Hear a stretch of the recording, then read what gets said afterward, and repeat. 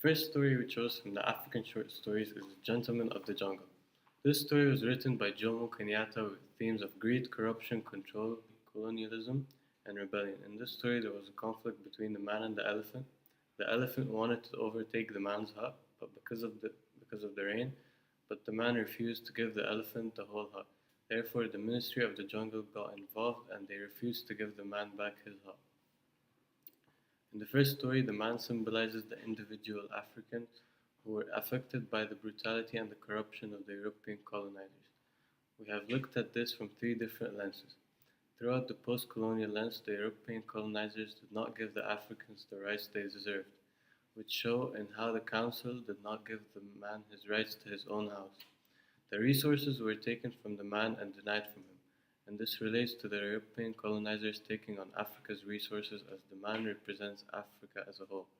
There seems to be some type of illusion in this story because each animal in the ministry symbolizes a European colonizer, and it is suggesting that as the elephant is taking things that are not his, so too did the European colonizers when they colonized Africa. The man symbolizes the Africans who were affected by the corruption and the brutality of the colonizers. No consideration of the man's rights is given to him. It also shows the greed that the Europeans had for the African resources. Through the historical lens, we can see that this story is related to the transatlantic slave trade, which began in the 15th century after the Portuguese started exploring the coast of Africa. The Europeans then started taking Africa's workers and resources, which can be seen in the story by the animals taking the man's hut, which is his right and his own resource. The animals represent the Europeans and the man represents the African individual. Through the reader's point of view and moral criticism, we can grasp the morals the author is trying to convey, which are sharing with others when help is needed. The other moral concept of the story is not overtaking someone else's possession.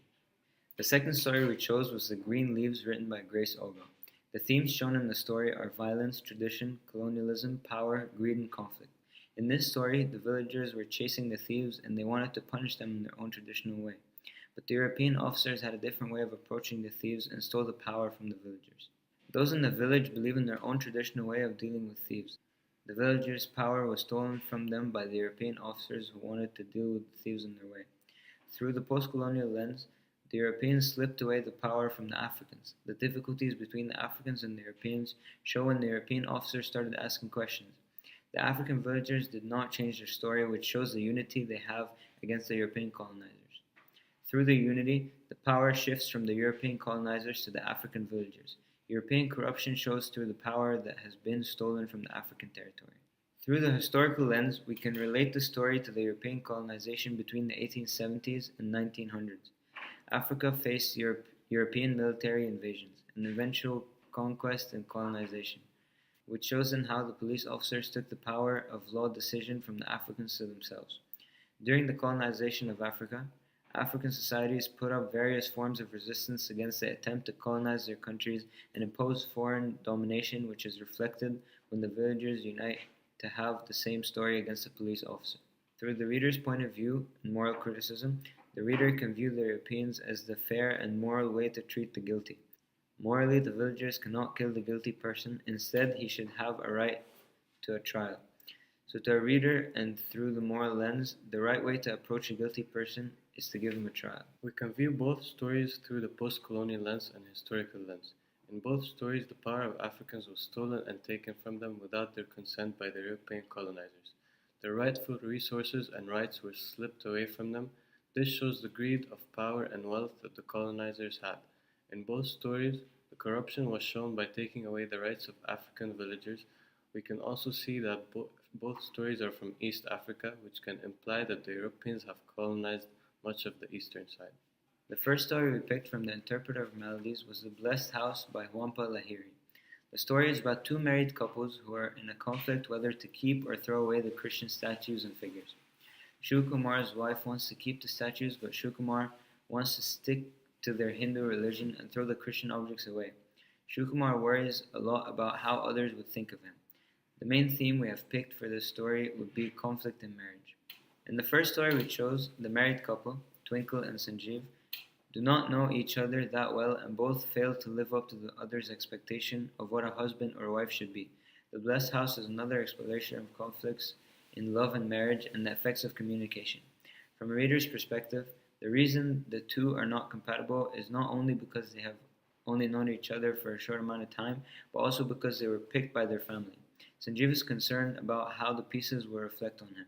Trying to impress his co-workers is made difficult when he's concerned about what the items say about him, and Twinkle's possessions with them signifies their differing personalities. This can also be looked at from a feminist point of view. In the story, Sanjeev and Twinkle had a conflict of keeping Christian statues. Sanjeev wanted to keep them while Twinkle didn't. By the end of the story, the woman convinced the man to let it go. Since the author of the book is a woman, there is a hidden message showing that women should have more power and control. The author changed the power structure to the woman getting control of the house.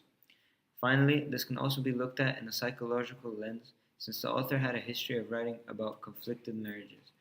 This means the author might have had trouble during her marriage as well. The second story we picked was Temporary Matter. In this story, there's a couple that used to be romantic before they have drifted apart because the wife thought that the husband has left her during her labor. The couple was brought closer by the continuous power blackouts. The wife convinced her husband to play a game where they share secrets they did not know about each other. The husband figures out that the wife has planned all this to tell him that she's leaving him. The husband tells her that he was actually present during his wife's labor and had seen their dead baby boy, and he describes him. The story ends with both of them crying. This also has the theme of conflict in marriage. In the second story, it starts with a notice from the power company informing Shubha and Shukumar that the power cuts will be temporary matter, lasting only 5 days, 1 hour a day. There are many ways to interpret this. In a reader's perspective, we took that temporary matter and related it to their marriage, meaning it will not last and become a temporary matter. So the power cuts at the beginning might have been a way to foreshadow Shubha and Shukumar's marriage. In a psychological lens, the hero displays marriage in a negative way, and she has talked about that in a number of her stories. This may be due to a possible experience of unsuccessful relationships or marriages. Finally, this can be looked at in a philosophical lens because the nature of reality of a man is to be there for his wife and his kids. The wife in the story thought he was not there, so this can be viewed as a philosophical issue in their marriage. Therefore, she decided that she wants to leave him. Since the author wrote both stories, this can be observed at using the psychological lens, because there is a clear pattern of unsuccessful marriages and conflicts between the two couples which can reflect on the author's story. Since the author is a woman, it is shown that women are more powerful in her stories than other stories by other authors. Alright. Editing time.